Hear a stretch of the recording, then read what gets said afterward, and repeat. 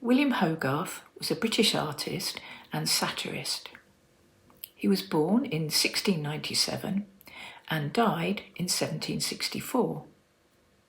He was one of the first artists to show some of the less pleasant aspects of everyday life in his realistic works.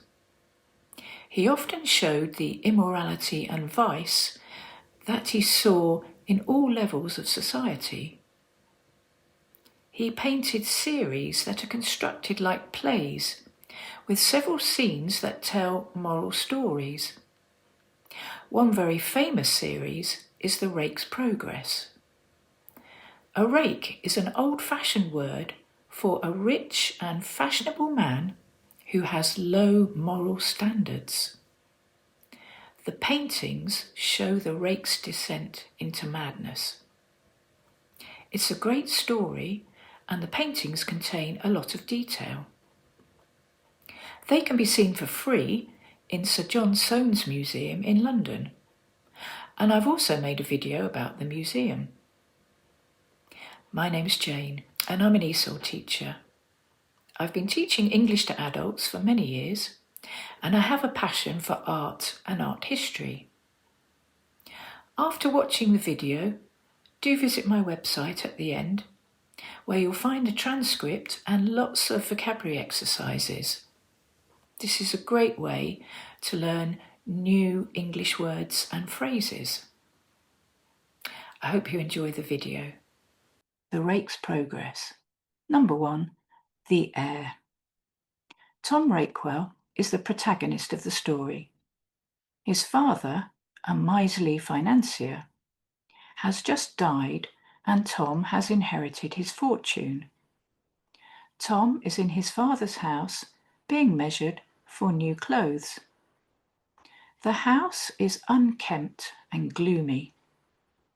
His father's wealth has been hidden away, and the servants are finding treasure in the fireplace and walls. Behind Tom, a lawyer, employed to compile an inventory of his dead father's estate, is stealing gold coins. A starved cat searches for food in a chest full of silver. Sarah Young, a servant girl and Tom's fiancée, stands weeping at the door, holding a wedding ring in her hand. Tom tries to pay her off with gold coins, but these are angrily rejected by Sarah's mother, who points out to Tom that he has got Sarah pregnant. Number 2, the levee. Tom is in his new palatial lodgings, where he is holding a morning levee, in the manner of a fashionable gentleman. A levee is an audience with visitors and tradespeople hoping to be employed, while the aristocrat prepares for the day. The hangers-on are all dressed in expensive costumes. Surrounding Tom from left to right are a music master at a harpsichord, who was supposed to represent George Friedrich Handel, Hogarth's great rival, a fencing master, a quarterstaff instructor, stick fighting, a dancing master with a violin, a landscape architect, an ex-soldier offering to be a bodyguard, and a bugler of a fox hunt club.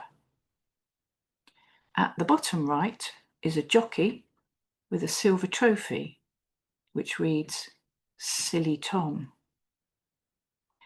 The instructor looks disapprovingly on both the fencing and dancing masters. Both masters appear to be in the French style, which was a subject Hogarth loathed.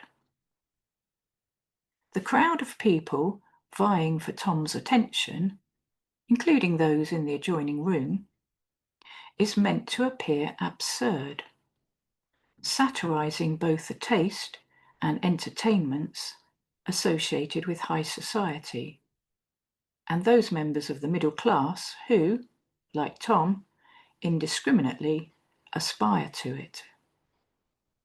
Indeed, Tom's lack of judgment and pursuit of pleasure will be his undoing. There is an indication of this in one of the paintings on the wall. The Judgment of Paris, a story of bad choices and downfall. There are 3 Italian paintings on the wall, which Tom has recently acquired. Hogarth was known to dislike the fashion for acquiring old master works, which he branded dark pictures, at the expense of paintings by British artists. Number 3, The Orgy. It is 3 o'clock in the morning, and Tom, drunk, is enjoying the attentions of prostitutes at the Rose Tavern in London's Covent Garden. A night watchman's staff, or stick, and lantern lie beside him, souvenirs of a rowdy night in the surrounding streets. 2 of the ladies are relieving Tom of his watch. In the foreground, a prostitute stripper is undressing, ready to spin and pose on the pewter dish that is being carried into the chamber by a waiter. By her foot, a chamber pot has spilt on some food, and there's broken glass everywhere. Near the doorway on the left, next to the waiter with the large pewter dish, a street singer performs a bawdy song. The prostitutes have black spots on their faces to cover syphilitic sores.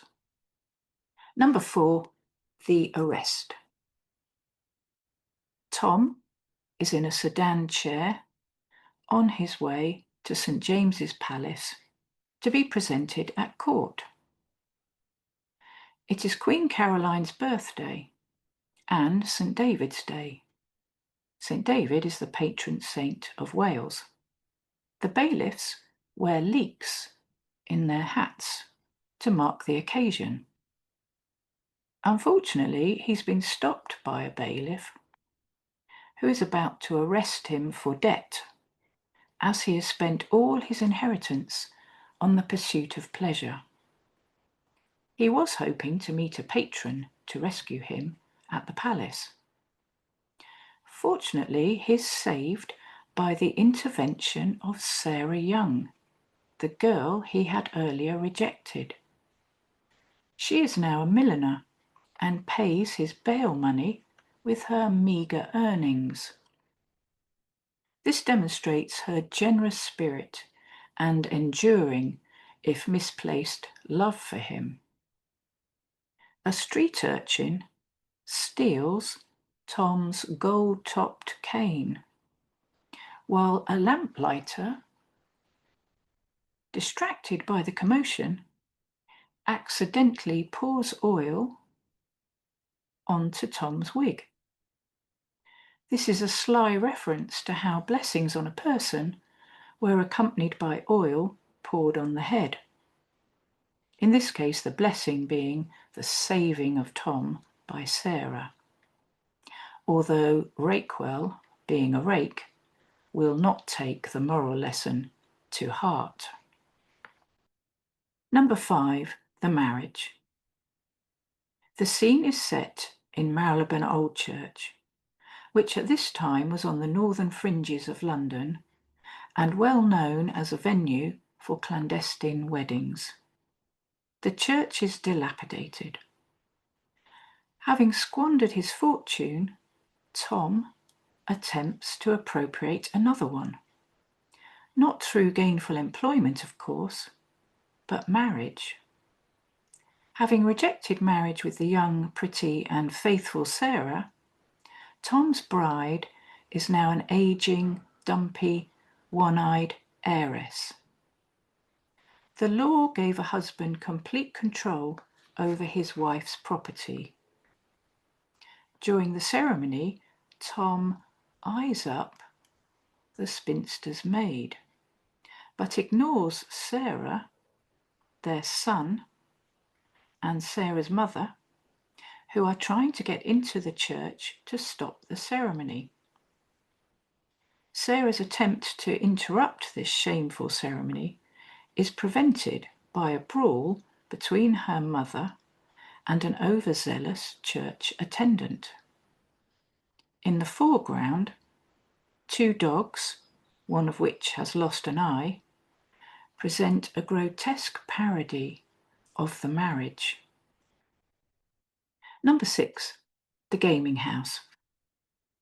The setting is a dingy gambling den at White's Club in Soho.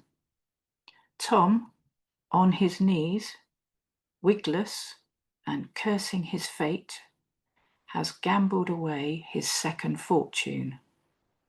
Tom is not the only loser.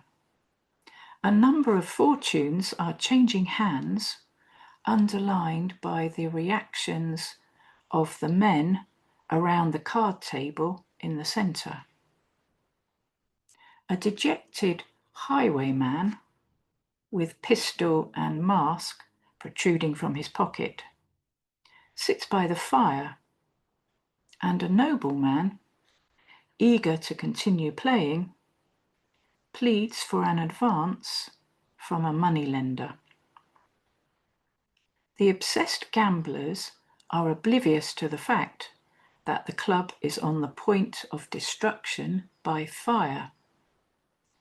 Only the two croupiers appear to have noticed the smoke curling in from behind the panelling. Number 7, the prison. Tom is now incarcerated in the notorious Fleet Debtors' Prison. His previously plump wife, standing to his left, is now emaciated, indicating their desperate circumstances. She scolds him for having squandered her fortune. In order to raise some cash to secure his freedom, Tom has written a play, which lies rolled on the table next to him. The play has been rejected, and Tom is unable to pay his fees to the jailer, who's demanding settlement of his weekly bill by pointing at a ledger. The beer boy also harasses him for payment. Other prisoners in the cell are trying similarly hopeless schemes to raise money or escape. One man has written a treatise on how to pay ye debts of ye nation, and an alchemist, seated at the back, has a madcap scheme to make base metal into gold, fool's gold. Above the bed, on the right, is an apparatus for wings. A telescope for celestial observation is poking out of the barred window. Tom is exhibiting the first signs of impending madness and has sunk into despair. With no course of action left to him, he has gone into a paralytic stupor. Sarah Young, who is visiting with her child, has fainted from distress at the scene. Number 8, the madhouse. Tom, insane and violent, is now in Bethlehem Royal Hospital, or Bedlam as it was known, an asylum for the poor and insane. He is lying in the foreground, almost stripped of clothes and thus his social pretensions. Only Sarah Young is there to comfort him, but Tom continues to ignore her despite her weeping. He is surrounded by other inmates who are suffering various delusions. These include a tailor, a musician, an astronomer, and an archbishop. In the door to one of the cells is a man who thinks he is a king. He is naked and carries a straw crown and sceptre. Like prisons and other hospitals, Bedlam was open to paying visitors. Within this scene, a fashionably dressed aristocratic lady and her maid are standing towards the left, amused and disgusted by the bizarre antics of the poor suffering lunatics around them. They have come to the asylum as a social occasion, to be entertained. The irony is that while Tom had set out to mimic the aristocratic lifestyle, he finishes by being one of its entertainments. Well, I hope you found the story interesting. There's a lot of quite difficult vocabulary, so please visit my website where you'll find the text and lots of exercises to help you learn new words and phrases from the story. Also, if you enjoyed the video, please like it, subscribe to my channel, and comment below. And look out for the video on Sir John Soane's Museum. Hope to see you soon.